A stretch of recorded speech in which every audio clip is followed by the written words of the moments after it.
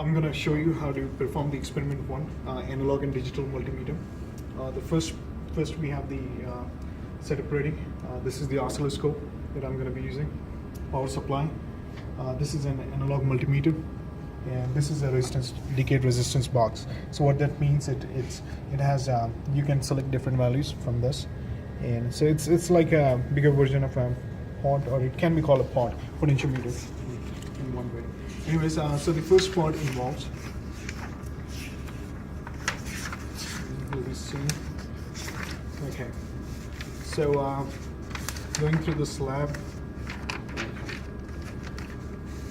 First, the purpose of the lab experiment is to demonstrate a few methods for determining the internal resistance of an analog ammeter as well as digital ammeter, and then we need to understand how we can use ammeter how we can extend the range of an ammeter.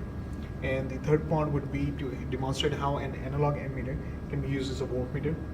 And the fourth will be understanding the ohms per volt range of an rating of an analog ammeter. Working on the first part.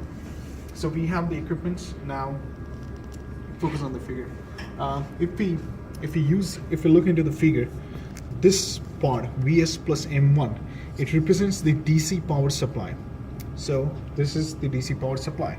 Right now, I'm gonna switch the knobs to the lowest position. Turn the knobs to the lowest position, and so we have the power supply now. I need to connect it to a decade resistance box, and here we go.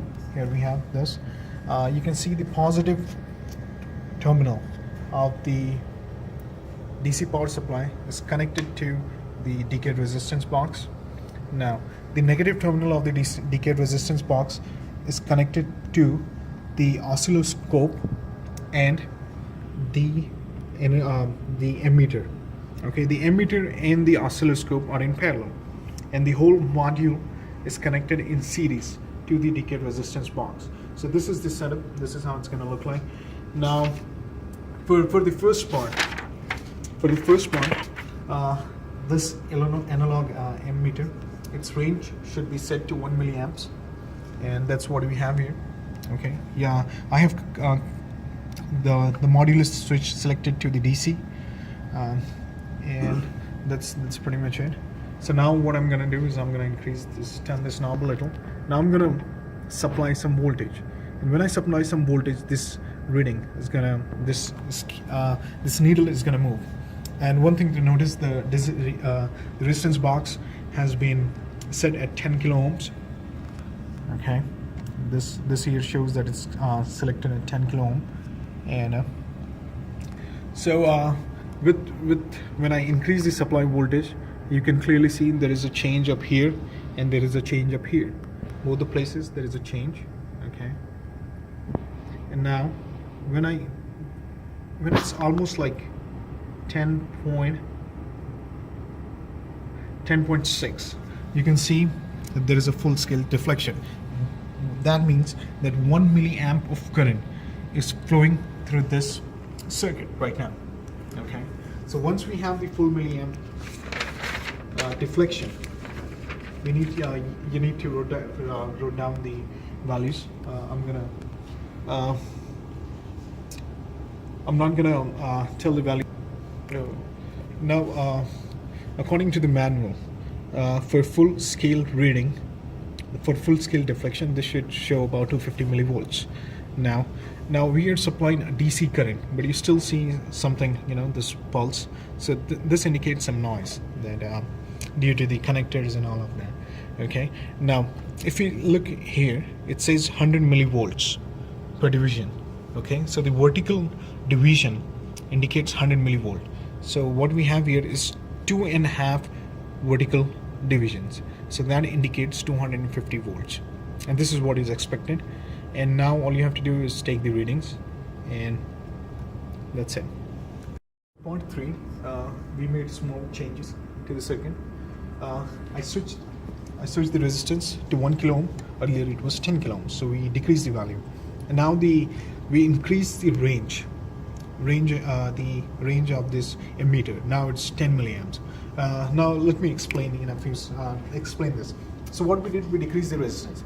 So once you decrease the resistance, that means more current can flow. And to handle this more current, what we did is we increase the range of the emitter so that it doesn't blows up. All right. And now you need to store the readings at 10, 8, 6, 4, 2 milliamps, and that finishes the third part. For the fourth module, I have replaced the digital analog multimeter with the digital multimeter.